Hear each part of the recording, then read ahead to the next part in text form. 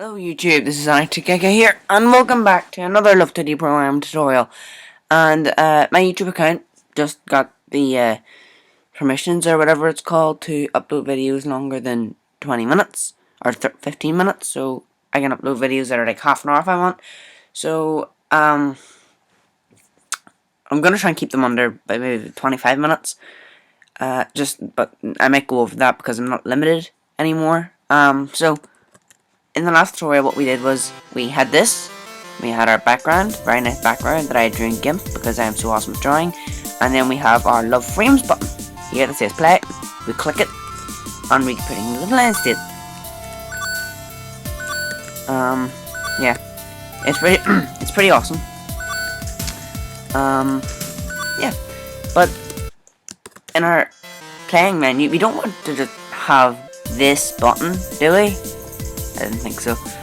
So what we want to do is we want to change the position, and we want to say width plus. This means we're going to add, and we're going to take away because we want to go down. Remember, in Love2d, down is up and up is down in the coordinate system. If that makes sense, you should know what this does. And we're going to take away, say, about 300 pixels. Oh, that's the width, that's the width, that's the width. Width divided by 2 because I want to be in the center. Well, I want it to be the exact same as what it is, but it's the height that we need to change. We need to say height, take away. I know we want to just height, take away 300 pixels. Where does that put it? That puts it way too low. I want to say take away 150 maybe. Oh, whoa. Something's going wrong here. Maybe if we add. Oh, whoa. Oh, I know what we're doing wrong. We're adding it to the height. Just say 150 pixels in general. And it's going to put it in the center in the x-axis, but 150 pixels down from the top of the screen on the y-axis. And, yeah.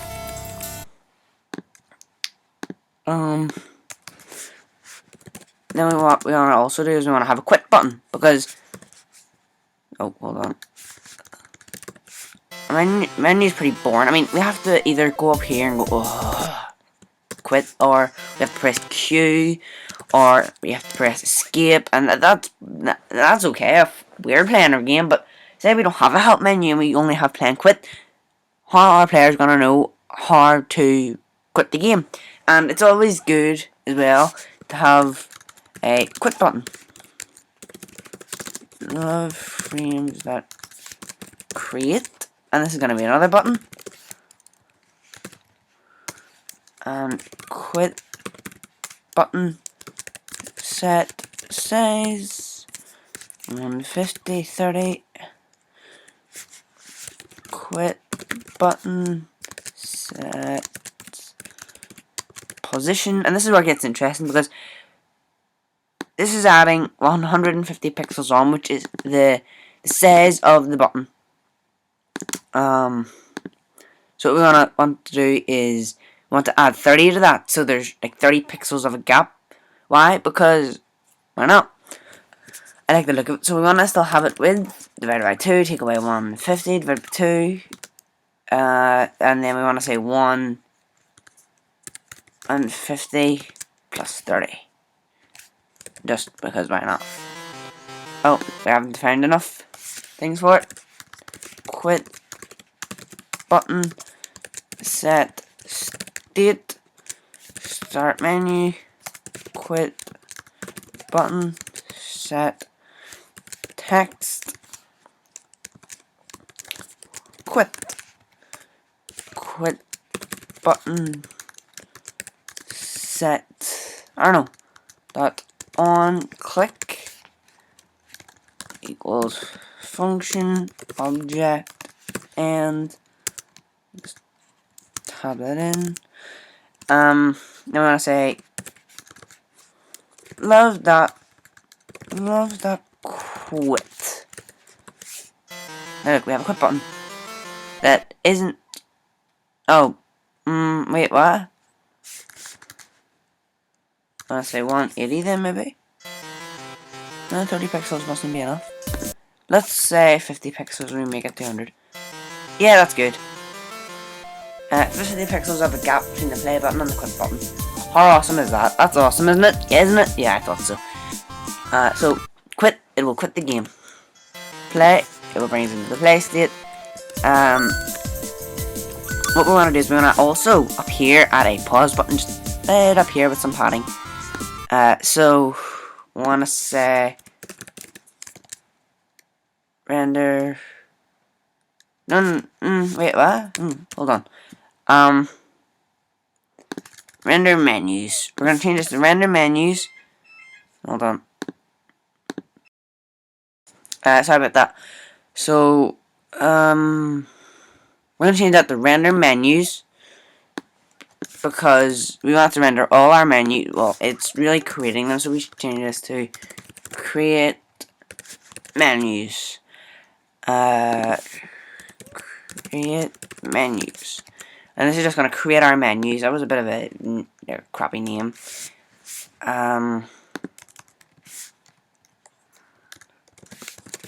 Creating the buttons for the start menu. Creating the buttons for the play menu. The play state. And this is where we're going to create all our buttons for the playing state. And we only want to have one. We want to have a local pause button equals love frames dot create. These can be called anything, by the way. These are just names I came up with. But these have to be called buttons, if I didn't mention it in the last tutorial. Pause button. I'm actually gonna copy this. Except we're down here, then we're gonna make a dot. Say set size 150 30. Set 2, take away 150 2. 250. Set state playing set text, and you can say pause or whatever, but I'm gonna do that. I don't know how that's gonna look, but click. We want to say equals function, no, object, ends, type that in.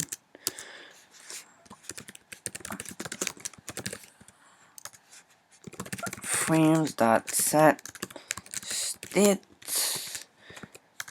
paused. Yeah, so I think this will work. Yeah, it's in the center of the screen. But I messed up here because I just wanted to show that the button worked. Yeah, that's gonna be my excuse. But I want to actually change the button size to a 30 by 30 button. That's a good size. Maybe even 23. Yeah, it's a good size, I guess. Maybe we got 25 just to make it look a bit more even.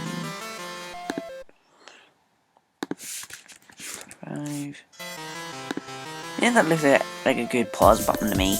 And it changes the state. Now the button works, except the position isn't right. So we want to change the position to, remember 0, 0 is in the top left hand corner. So I want to make it 10, 10. And there it is up there. That's actually a bit too much. Maybe 2, 2. Don't want to be directly in the top left hand corner. Looks like score is going to have to be moved down, which will be a pain to do. 16 by 16. Let's make that 20, 20, 20, 20. It's going to be moved down more. Let's make this 30. Because can.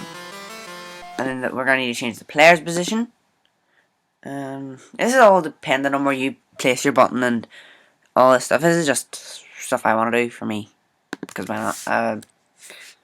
60. There we go. And then we have the pause button here. Press it, pauses the state. Actually, what happens if we make this I? That might look better.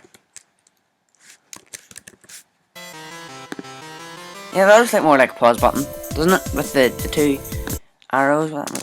You do that. This all depends on the font you're using. That's too much spacing. Yeah, I don't like the space. So, yeah, this is a good pause button. You can pause the state and everything works out well. But we haven't set up the pause menu. Creating the buttons for the pause menu. This should all make sense. This is just, if you want me to recap this, creates a button. Sets the size 25 pixels by 25 pixels. Sets the position to 2 in the X, 2 in the Y. Sets the state to playing whenever, or sets the state that for it to be displayed in the playing state, which we set up here when we create the start button, and in the on click function we set its text to II, which looks like the two pause symbols, and then pause button dot on click, and on the click we change the game state to paused, and we make the game state for LÖVE frames paused. So any buttons that we only want to be displayed in the pause state will get displayed in the pause state, because we set the LÖVE frames state to paused here whenever we click the pause button in the playing state. That was a lot of explaining. Let's see. Quit. No, we can't call it that. Let's see. Menu. Pause. Back button. LÖVE frames that create button. We're gonna copy this. 1, 2, 3, 4, 5 equals function object, and here I want to say game state equals, I don't know, it will start menu, because when I said start menu, because this is gonna, I didn't explain that, this pause back button, it's going to go back to the start menu. Actually, we'll just call this back button. Why not? The magic of Sublime Text 2. LÖVE frames dot set state start menu. Let's see, set size, set position, set state, set text,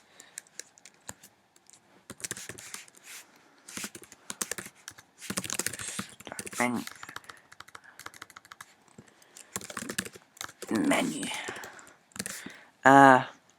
set size to 150, 30.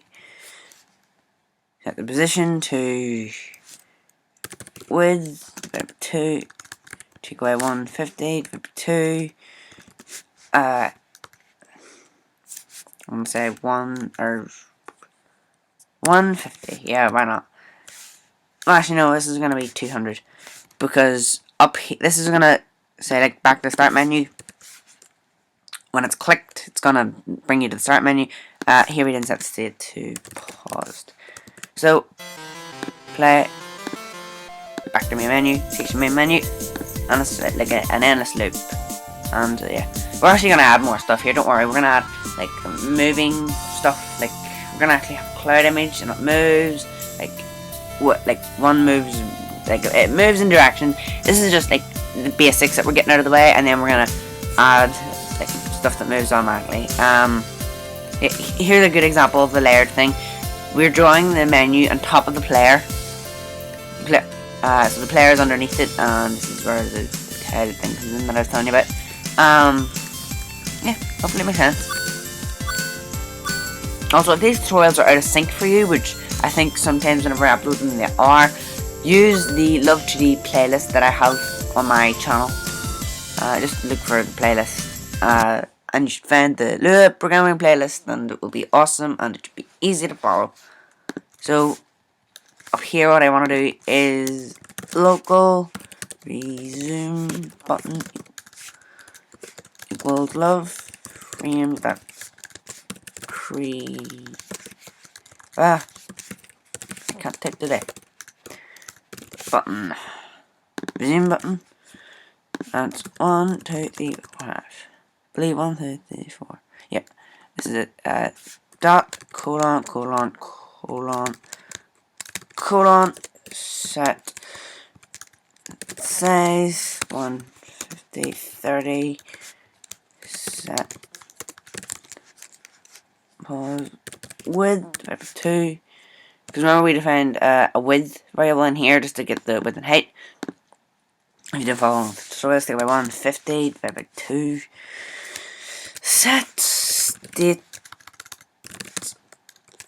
pause set text resume game that on click equals function object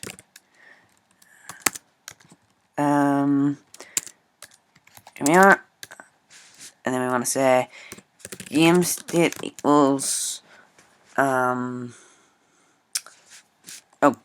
playing love frames that set state playing.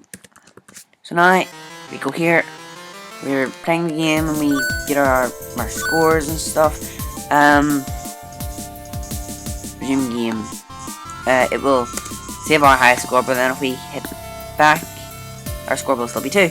I know how to fix this. This is something I should have addressed. But first of all, I want to... That went a bit fast. Anyway, recap. Play. We can collect all our noms and our food things and everything. We can do whatever we want to do. We want to pause the game because we want to go to the bathroom, or we want to get something to eat. We hit resume game. We can continue playing, but there's currently no way to die. But so say we want to go back to the main menu and we play again. Our score is still 11. Now for our game we don't want this, so what we're gonna do is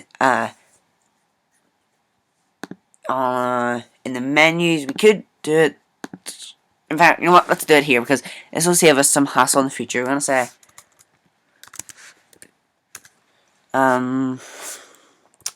p.score. He has a score thing, doesn't he? Yeah, we want to set that to score equals 0. Yeah, p.score equals 0. So every time like we exit the game, I know this is gonna do it every frame. Yeah, that's a problem.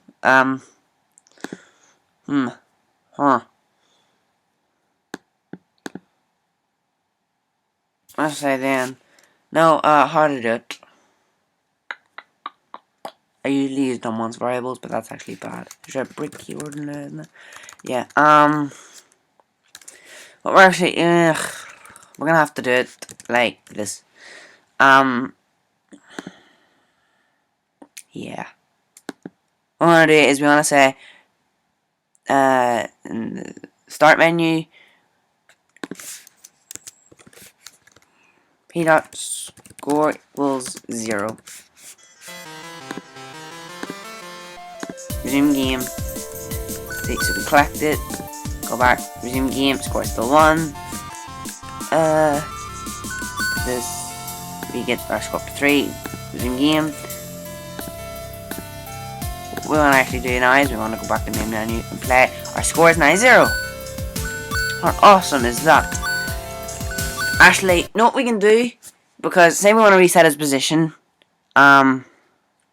we will make a function down here function player reset, and this is going to reset the player basically. No, we don't need to do all that. What we want to say is self.x equals 60, self.y equals 60, 60, self score equals 0. I think that's all we need to do. And then here in the menus we can just call p reset. So notice how we're here and we're walking about. We can go here and we can go to resume and blah blah blah blah blah. Right, we can do all that. But then say we want to exit. Our high score won't save because we exited in the middle of the game. Our high score goes back to 0, but so does our position. But the norms don't. So we want to reset the norms. So function food reset. Actually no, well, we actually can't do. We can just call norms respawn. Norms 1, norms 2. I think it's norm. We called them. No norm. We're just gonna call the respawn method because that basically resets their position. Let's see. Respawn.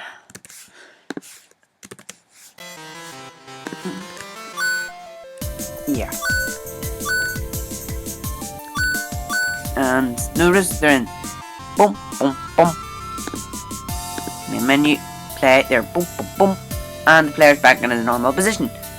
And they will change each time we go in, like now they're in this order. Yeah, so now we have a paused menu.